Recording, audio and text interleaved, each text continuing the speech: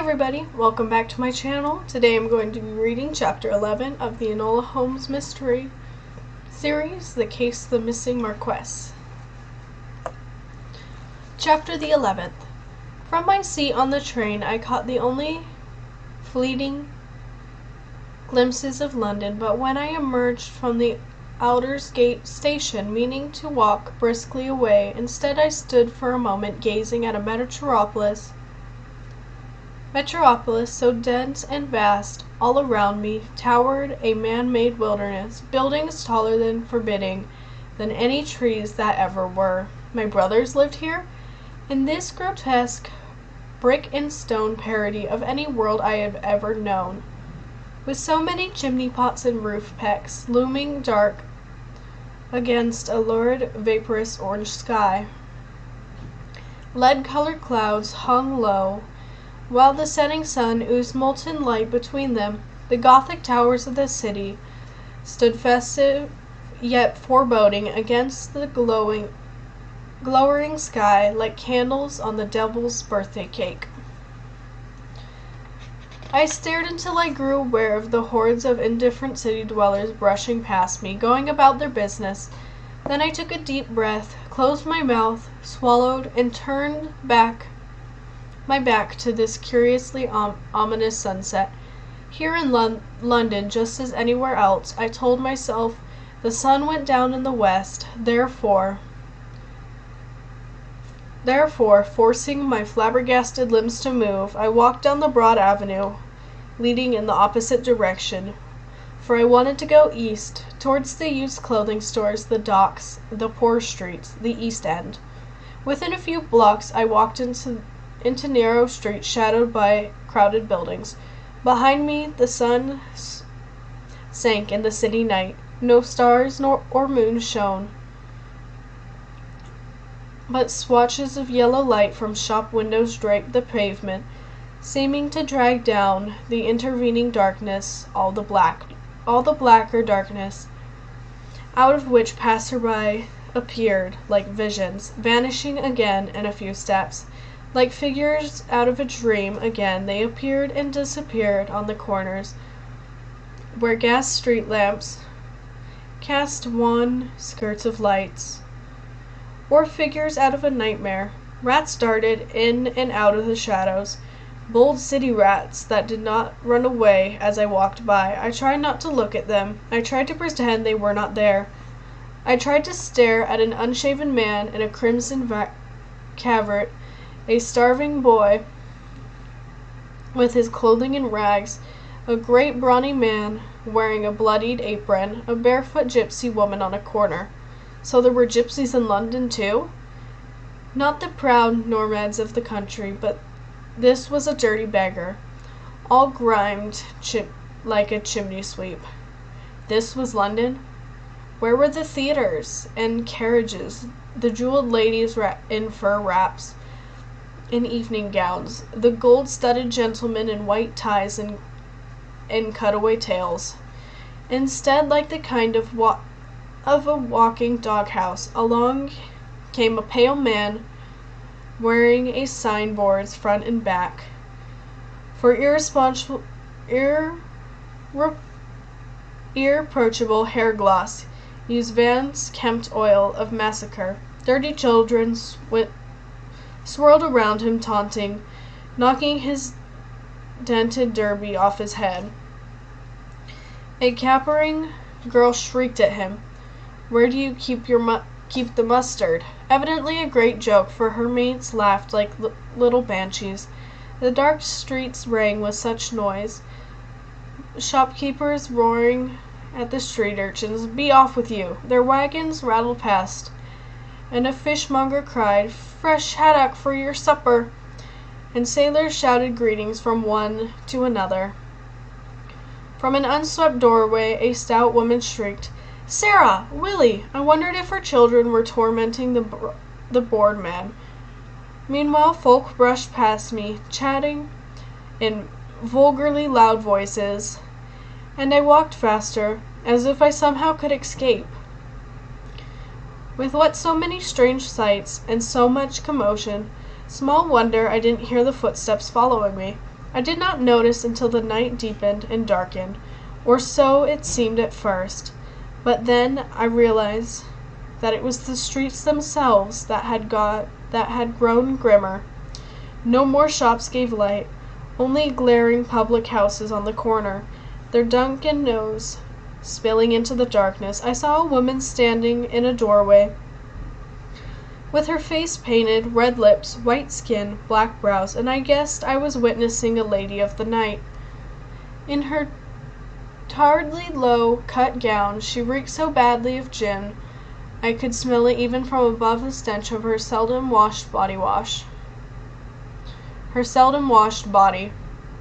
But she was not the only source of odor. The whole East End of London stank like boiled cabbage, coal smoke, dead fish along the Thames, sewage in the gutters, and people in the gutters.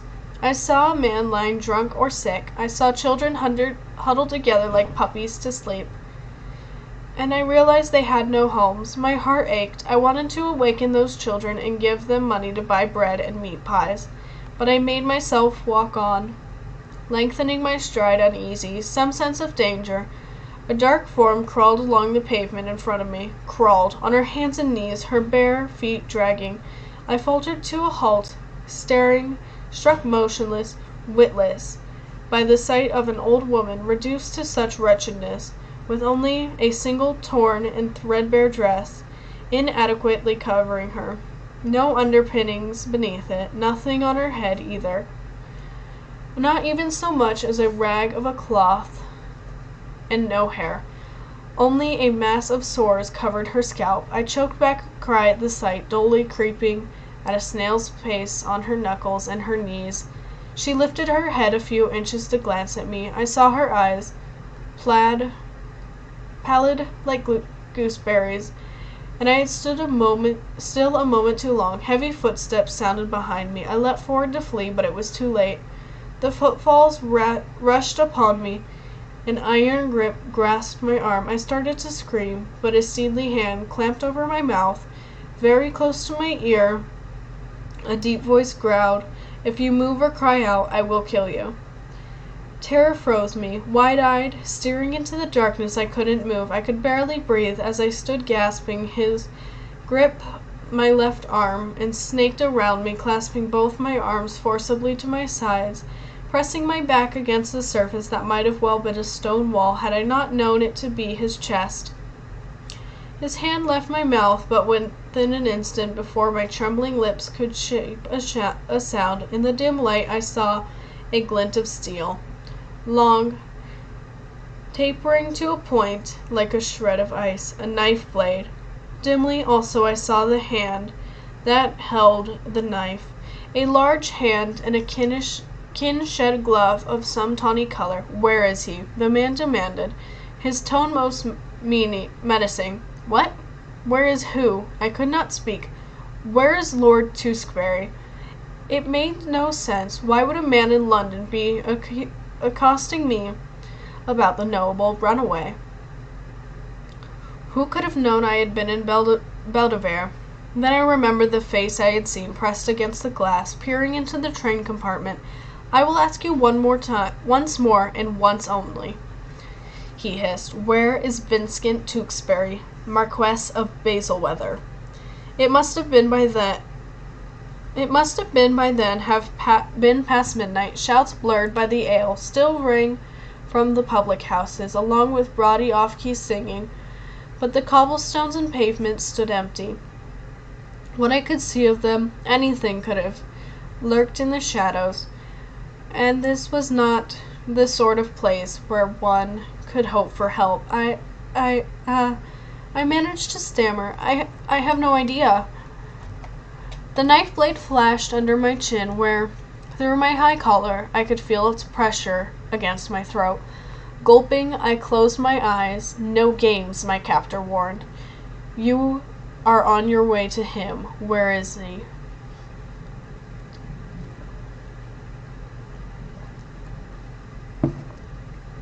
"You are mistaken." I tried to speak coolly, but my voice shook. "You're laboring about some absurd delusion. I know nothing." "Liar! I felt murder in his arm muscles. The knife jerked in his hand, slashing at my throat, finding instead the whalebone of my collar. With that could have been my last breath, I screamed. Twisting in the cutthroat's grip, flailing, I lashed upwards and backwards with my carpet bag.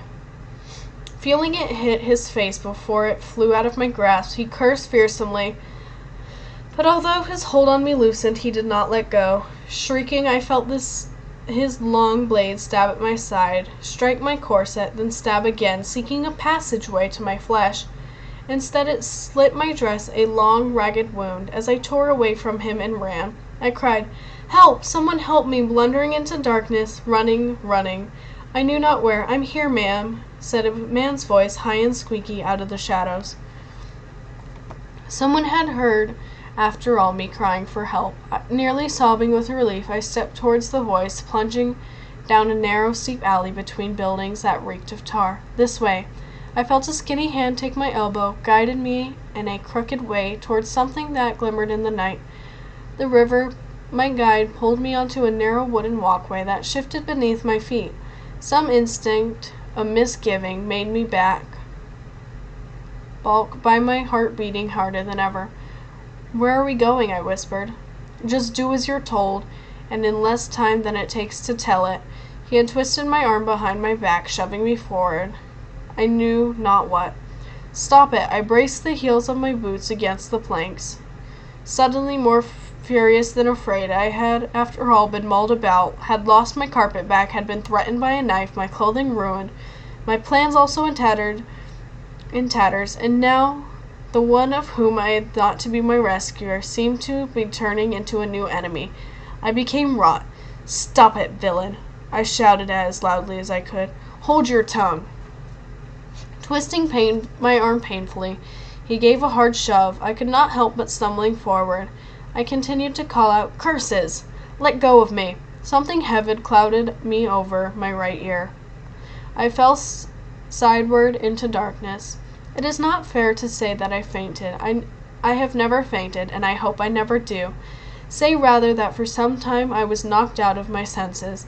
When I blinked and opened my eyes, I found myself awkwardly half sitting, half lying in an odd sort of curved plank floor, my hands bound behind my back and my ankles similarly tied with rough hemp cord in front of me. Swinging from a crude plank ceiling close overhead, an oil lamp gave off a hot, choking odor as it leaked a dim light. I saw big stones grouped around turpentine-colored water near my feet, as if in an awful travesty, my favorite dell at home. The floor seemed to move beneath me. I felt lightheaded. Closing my eyes, I waited for my sickness to pass, but it did not pass, my sense of movement, I mean. And I realized I was lightheaded only because my captor, whoever he was, had taken my hat away, probably for fear of its pins. My head, clad in only its own snaggled hair, felt exposed, and the world seemed to jolt and rock. But I was not ill. I was rather lying in the cellar of a boat. The hole, I mean. I remembered that was what they called it. While I had no experience of barges and ships and such, I had ridden in a rowboat a time or two. I recognized the floating, bumping motion of a small craft that stalled, so to speak, in the water, but with its head tied to a post. The ceiling where the large lamp swung was the underside of a deck. The filthy puddle at my feet was called a bilge, and the stones, I believe, were ballast. Opening my eyes, peering into the gloom, I scanned my shadowy prison and realized that I was not alone. From the opposite side of the hole, with his hands behind his back and his bound ankles across the bulge from mine, a boy faced me, studied me. Scowling dark eyes, hard jaw, cheap, ill-fitting clothing, bare feet that looked soft, sore, pale, an uneven stubble of fair hair, and a face I had seen before, although only upon the front page of a newspaper. Vincent Tewkesbury, Marquess of Bayswater. End of chapter 11.